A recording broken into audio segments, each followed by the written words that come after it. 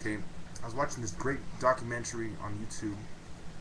It's called um, it's called The Black Holocaust, and I believe one of the speakers was Marcus Lloyd, and it was on the Ebony channel on YouTube.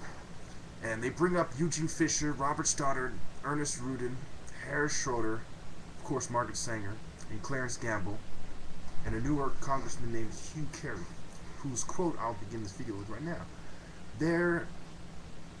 There's a campaign to bombard the poor with pills and potions. If this movement continues, we soon may be accused of fighting poverty by eliminating the poor and overcoming hunger by removing the hungry.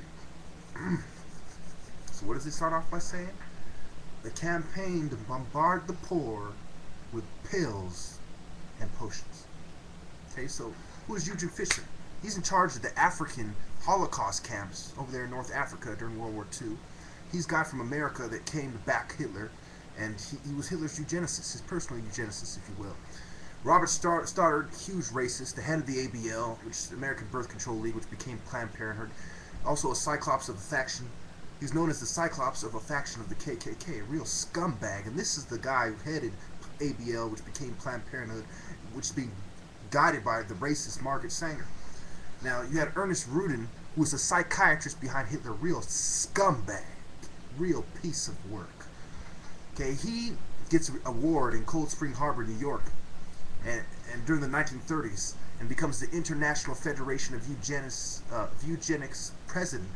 Okay, he's a fucking scumbag, and he helped the Gestapo personally round up, and sterilize several hundred blacks, and did horrible experiments on them that I can't even get into at this point because they're so horrible.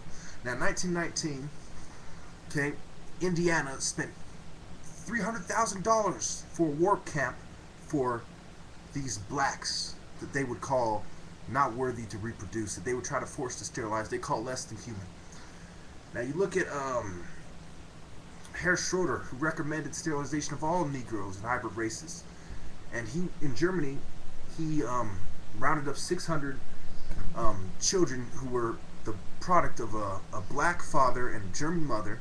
It's kind of very personal to me because I'm a product of something very similar to that, and he forced them to be sterilized because he doesn't like that. You know, they hate blacks, and they really hate mixed blacks like me.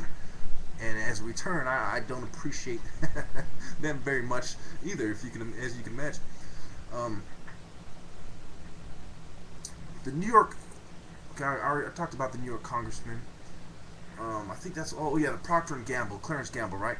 Okay, so Clarence Gamble, he gets a letter from Margaret Sanger saying that the minister, his job is to keep quiet, and also they want to neutralize the opposition from the church while they play off what they're doing and put it under new terms and change the names, and that's why you get the name change and the so-called change in leadership of Planned Parenthood, which is quite a joke. It's like going from one faction of the KKK to another, or like going from a bunch of neo-Nazis to the KKK.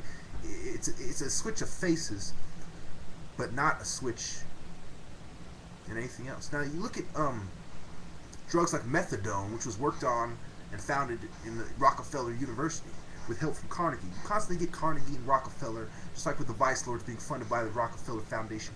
You constantly get these programs that are supposed to be helping, and they're doing a little good, but they're bringing in a grandiose plan of evil, of eugenics. A bunch of psychiatrists, a bunch of scumbags, a bunch of rich banking elites, just like the outlaws back in the day used to whine about the railroads are taking our land. The banks are plotting with the railroads. You know, first you say the railroads, the banks. It's everybody. It's all the rich people getting together, writing legislation and policy for the poor people. You know, watch the documentary, The Black Holocaust. Make sure Marcus Lloyd is, you know, one of the speakers. A guy and a girl should be the main speakers. You'll see exactly what I'm saying. They put it perfectly into perspective. If you want it in a more professional fashion, watch that and give it a thumbs up. Because, you know, it really helped me bring in this next video. Pretty much my whole notes is almost completely based on their series. As I was looking around, verifying the facts, trying to see, you know, my own angle, I was forced to see that I see it exactly like they see it. I didn't see myself. You know, it's very rare when I read a book or I watch a video that I see that these people think like I do about it. They see it that way I see it. They use the facts. They don't overlook anything. They don't leave a stone unturned. Same thing with me.